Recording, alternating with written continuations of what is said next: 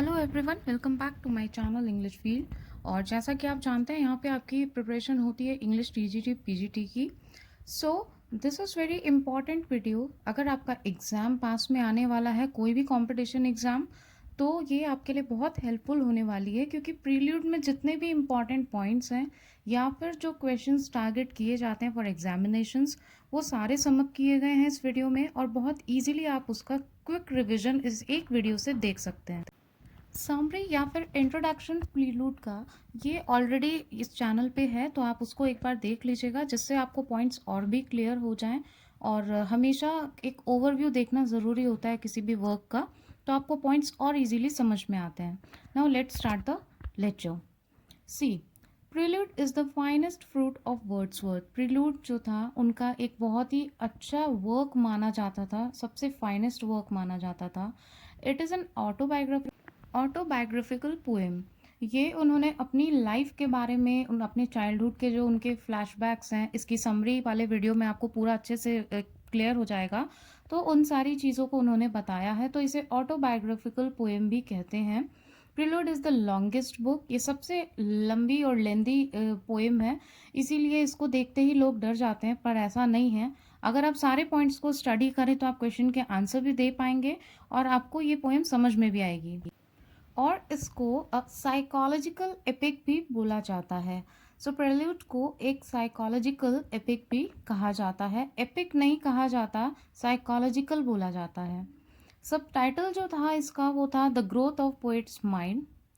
Next point, it deals with Wordsworth own early life and childhood. As I told you कि उन्होंने अपने childhood के experiences इस poem में शेयर किए हैं, तो उनका ये चलता है पूरी बुक में। उनके अलग अलग मूड स्विंग्स के हिसाब से उन्होंने लिखा है। कभी चाइल्डहुड की बात करते हैं, और चाइल्डहुड की बात की है बट मेच्योरिटी के साथ में की है, तो अपनी अर्ली लाइफ और चाइल्डहुड को इसमें डिपिक्ट किया है। It is also considered to be spiritual autobiography of Wordsworth. It consist of 14 books, total इसमें 14 बुक्स हैं, written in blank verse form. It is a poem to Coleridge. इसको उन्होंने poem to Coleridge कहा था Wordsworth ने। Most important point, earlier it was published in 13 books. पहले ये publish हुई थी 13 बुक्स में, and later it was published in 14 books. बाद में ये पब्लिश हुई 14 बुक्स में। जो इनका 13 बुक्स का वर्जन था वो था 1805 में, मीन्स 1805 में ये 13 बुक्स में पब्लिश हुई, और 1850 में ये 14 बुक्स में पब्लिश हुई। तो ये अलग अलग डेट और बुक आपको याद रखनी है। देन कब इन्होंने इसको स्टार्ट किया? He began the prelude in 1798 to 99। Okay, this edition was completed in 1805, means totally ये जो कंप्लीट हुआ वो 1805 में हुआ था। पब्लिश्ड इन जुलाई 1850, लेकिन ये पब्लिश हुआ था 1850 में, और वो भी after the death of Wordsworth. इसमें एक वर्ड पॉस्टमसली भी आता है, उसका मतलब यही होता है कि मरने के बाद में। Because it is quite obvious कि एग्ज़ाम में हमेशा लैंग्वेज जो होती है क्वेश्चन की वो चेंज कर देते हैं, और क्वेश्चन सेम रहता है, तो you should pay some attention. और his wife Mary Hutchinson published it in 1850। उनकी जो वाइफ थी मैरी हचिंसन, उन्होंने इसको पब्लिश किया था 1850 में, तब वर्ड्सवर्थ नहीं थे। After the death of Wordsworth coined the famous phrase in it spot of time. This is very important. इसमें एक फ्रेज भी डाला था उन्होंने, spot of time. In starting this poem's title was the poem to Coleridge.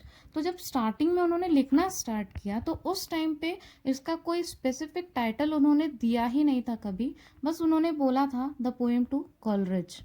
Later sent Coleridge described it as, उसके बाद में Saint Coleridge ने भी इसको डिस्क्राइब किया, growth and revolution of an individual mind by Wordsworth.